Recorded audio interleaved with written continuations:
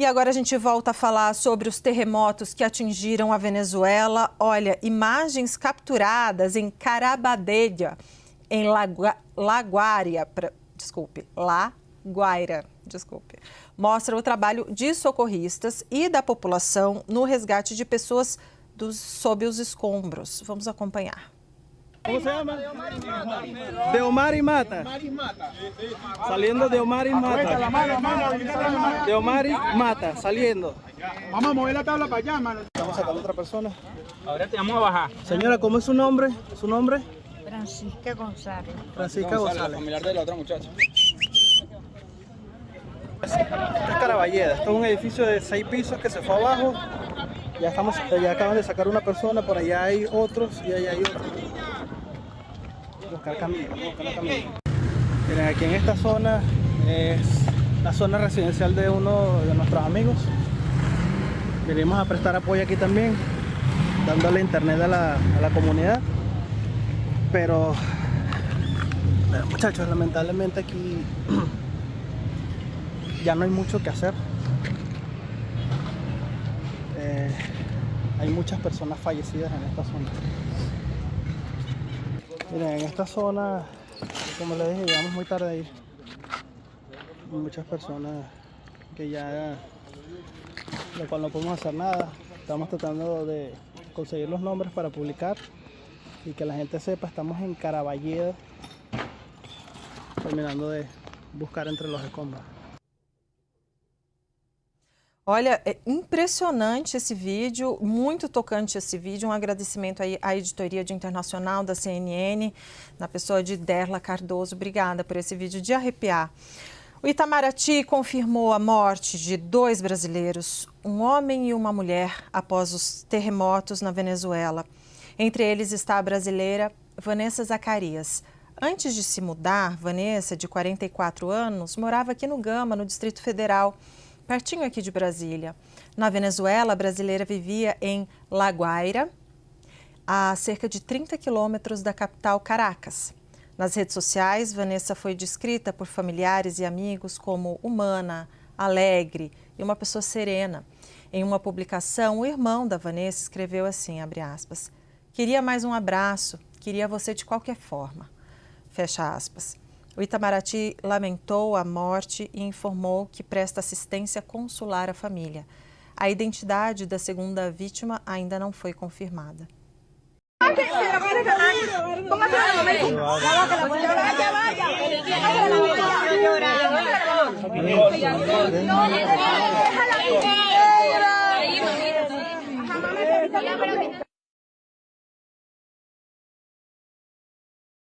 A gente conversa agora com o sismólogo do Centro de Sismologia da Universidade de São Paulo, a USP, o Bruno Colasso.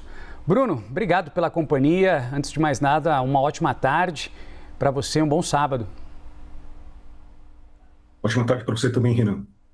Bruno, a Venezuela, como a gente vem mostrando, sofreu esse terremoto duplo e muito forte, em questão de segundos.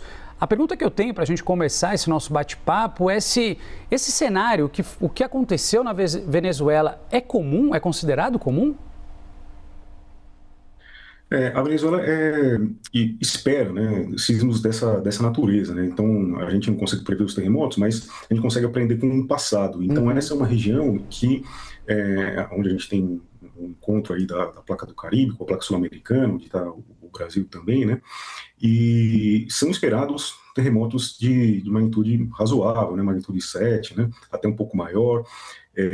Então, é um lugar onde a gente espera terremotos dessa magnitude. Agora, o problema maior, o que era mais raro, foi acontecer 2, quase praticamente ao mesmo tempo. Tem um intervalo aí de 30 segundos um em relação ao outro. Isso aí agrava ainda mais nessa situação. É isso que eu queria saber, esse intervalo curto e 2 tremores extremamente fortes, isso intensificou essas cenas que a gente está acompanhando de destruição, ou seja, o cenário foi mais impactado diante desse curto tempo de espaço e da intensidade desses 2 terremotos? Qualquer um deles, na verdade, já teria possibilidade, né, um potencial de causar grandes estragos. Aí, quando você soma os dois, né, em 30 segundos apenas de diferença, então você potencializa ainda mais, né, a capacidade de destruição. E um dos fatores que agrava essa situação é a profundidade que eles ocorreram, né? Então apenas praticamente 10 e 15 quilômetros de profundidade, né? Quando a gente vai se distanciando, né, do epicentro, né, quanto mais as ondas sísmicas têm espaço para percorrer, elas vão perdendo força, né? Elas vão atenuando, elas enfraquecem. Quando o sismo acontece muito perto da superfície, como foi o caso desses dois eventos, né, não dá tempo dessas ondas enfraquecerem, se atenuarem. Então, eles chegam na superfície do terreno já ainda muito fortes, né? Então, aí chega um que causa... quando a gente está muito perto da superfície, tem um tipo de onda que se chama onda superficial, né? Existem vários tipos de onda sísmica. Essa onda superficial, como o nome diz, ela só se propaga pela superfície. E é esse tipo de onda que mais causa prejuízo, né? Mais causa impacto nas construções. Então, você tem a geração de ondas sísmicas do primeiro sismo e, de repente, 30 segundos depois, já vem as ondas do segundo sismo. Então, é difícil as construções que não são preparadas resistirem, né, a um cenário como esse. Agora, Bruno, a gente tem acompanhado pequenos tremores, né, ou pequenos terremotos, sismos, né, que aconteceram depois desses dois grandes terremotos, em um intervalo curtíssimo de tempo. Isso é normal? O que a gente vem acompanhando, inclusive o registro de um outro terremoto de 4,7, salvo engano, na escala Richter, né? Esse último evento 4,7 é mais uma das réplicas, né? Então, quando a gente pensa num terremoto, você pensa geralmente, né, num ponto na superfície, num ponto que tem uma latitude e uma longitude. Mas, na verdade, é uma falha, né, uma ruptura que acontece nas rochas do interior da Terra, e essa ruptura ela tem um tamanho, ela tem uma extensão que é proporcional à magnitude. Então, um sismo de 7,5, como foi o maior, ele rompe, né, ele, ao longo de uma falha de 150 quilômetros, maior que a distância de São Paulo até Campinas, por exemplo. E tudo isso se movimenta em poucos segundos. Qualquer parte dessa falha, né, ao longo desses 150 quilômetros, pode continuar se movimentando nos próximos dias, nas próximas semanas, também em cenários extremos, até nos próximos meses, né? E cada movimentação cada nova movimentação gera um outro terremoto, né, que a gente chama de réplica. E a grande maioria deles tem magnitudes menores, né? Como é o caso desse que você citou, Renan. E agora, com relação à Venezuela em si, o que explica, Bruno, a Venezuela ser tão suscetível a tremores dessa magnitude? Obviamente, esse não foi o primeiro, né? A gente tem algumas tragédias que já foram registradas no país. Agora né? Esses dois tremores muito fortes. O que faz da Venezuela ser um país tão suscetível a tremores? Os principais eventos, né, os principais sismos que vão acontecer no mundo, eles acontecem na região de bordas de placa, né? Uhum. Então, onde a gente tem um contato constante ali entre duas ou mais placas. E o norte da Venezuela ali está exatamente, né, no contato entre a placa do Caribe e a placa sul-americana. E, na verdade, praticamente todos os países ali do Caribe estão em cima da borda, em todas aquelas pequenas ilhas também. Então, por isso a gente tem muitos eventos em Guatemala, em Haiti, República Dominicana. Todos esses eventos, todos esses países sofrem com eventos dessa natureza, né? O Brasil, por sua vez, por exemplo, está no centro, né, no interior da placa sul-americana. A borda da placa sul-americana está ali perto do Chile, né, do Chile e do Peru, um encontro com a placa de Nazca, e o outro lado, o lado leste, no meio do Oceano Atlântico entre o Brasil e a África, né? Então a gente está longe dessas bordas, né? É um cenário completamente diferente da Venezuela, que o norte ali está passando exatamente em cima da borda da placa. A gente conversou com um sismólogo da Universidade de São Paulo, USP, Bruno Colasso, que está nos ajudando a entender um pouquinho desse fenômeno que atingiu a Venezuela, enfim, vitimando mais de 900 pessoas, pelo menos por enquanto, e esse número pode ser ainda maior. Bruno, te agradeço pelas explicações, por todo esse conhecimento aí que você nos ajudou a entender e trazer aqui para a gente da CNN. Obrigado, bom sábado. Bom sábado, Renan. Agradeço.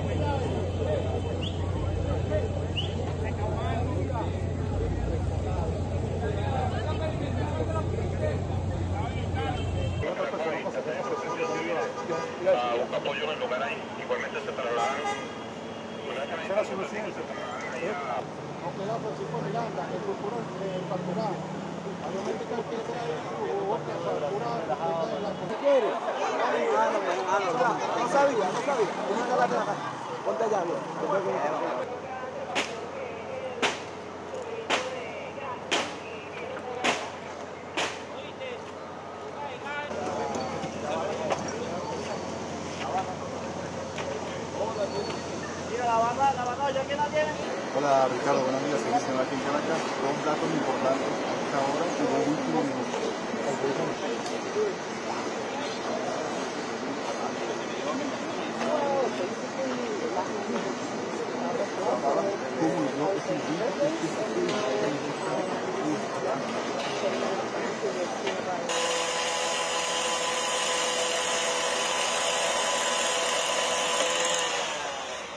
Eu estou em Caracas, no município de Baruta, que fica aproximadamente 40 minutos de La Guaira. Okay? Caracas está localizada num vale, a 900 metros do mar, e aqui foi onde eu estou, no município de Baruta, foi muito calmo, mas aqui a gente tem o município de Chacal, onde caíram 4 edifícios. É uma área onde está muito perto das placas tectônicas. E, Mônica, eu estive aí também, visitei esses bairros, né, Chacal, isso já faz alguns anos, e vi ali uma cidade, de certa forma, muito organizada, né? Eu não posso nem imaginar como é que é o cenário agora, mediante a essas imagens que a gente traz da tragédia, de escombros, de pessoas que estão sendo procuradas, né, por familiares, enfim. O que você conseguiu ver desses terremotos? Você mencionou que a região é um pouquinho afastada e distante de La Guaira, mas Caracas também sofreu esses abalos, né? Eu queria de um relato seu, o que você sentiu desses terremotos e conseguiu enxergar? Ok, a minha primeira experiência foi foi horrível. Eu estava em casa, estava com meu marido, era feriado, 24 de junho, e nós sentamos para ver o jogo do Brasil. E aos 5 minutos, a gente se olhou assim, tá tremendo, tá. E, de repente, foi assim, o caos total, prateleiras caindo, as coisas quebrando, a gente se abraçou, e quando a gente sentiu que estava melhorando, veio o outro. Então foram 40 segundos de verdadeiro pânico. Horrível, tivemos que pegar os cachorros, descer as escadas, ajudar as pessoas maiores que estavam descendo, e ficamos na rua durante 2 horas. Graças a Deus eu tive sinal por internet o tempo todo e comecei a acompanhar, chegaram as notícias de Chacal, desses edifícios que tinham caído, né? Em 1967, Renan, teve também um terremoto aqui, onde essa mesma área teve os mesmos problemas. E a população começou a ir para esses lugares e, com as próprias mãos, tentar salvar o maior número de vítimas possível. E agora a gente tem acompanhado muito por internet.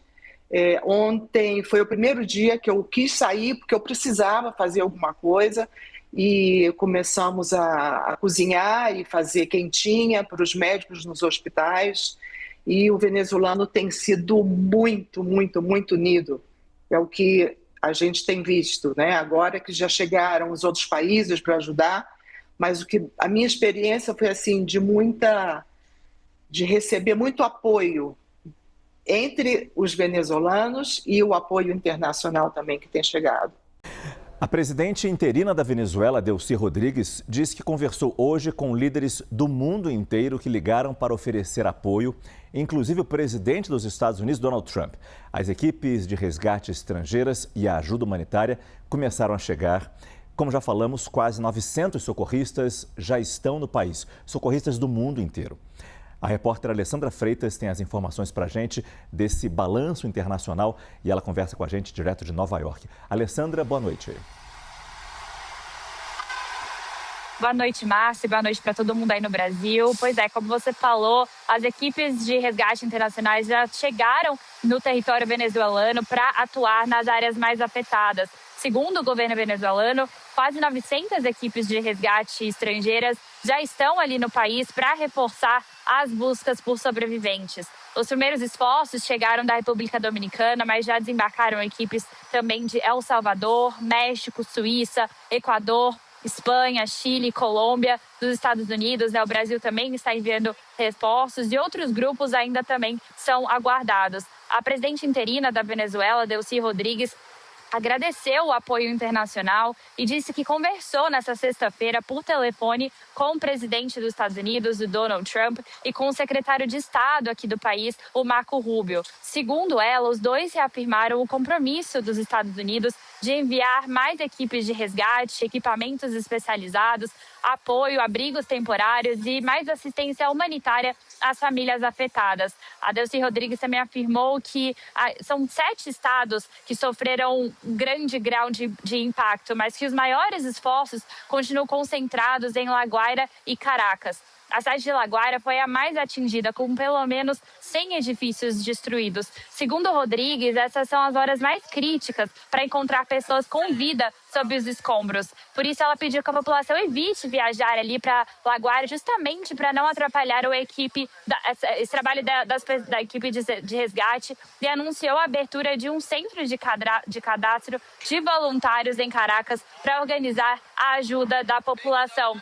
Nas primeiras horas após a tragédia, moradores relataram falta de equipamentos, uma resposta irregular das autoridades venezuelanas em algumas áreas. Em Morón, por exemplo, ali perto do epicentro, moradores seguem sem água e sem energia elétrica e tentam recuperar o que restou de suas casas, né, com toda essa destruição. Agora, a expectativa é que a chegada dessas equipes estrangeiras acelere essas operações de busca e de salvamento. A tragédia, né, essa tragédia horrível, aconteceu em um país que já enfrentava uma grave, né, crise econômica e de infraestrutura. A Venezuela realmente não tinha muita estrutura para lidar com um terremoto dessa magnitude.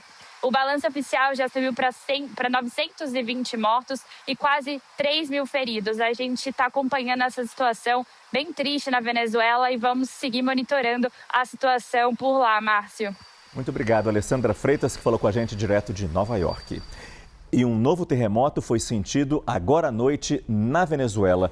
O Centro de Monitoramento Sísmico Europeu afirmou que a magnitude foi de 4,9. Nem parece tão elevado, mas quando ele acontece num determinado local, onde as estruturas já estão abaladas, pode levar problemas. Segundo a agência de notícias Reuters, moradores de Caracas e Maracay sentiram esse tremor. A gente vai continuar atualizando. Se tivermos novas informações sobre a situação na Venezuela, voltamos aqui nesta edição do Prime Time, ou claro, ao longo da programação da CNN Brasil.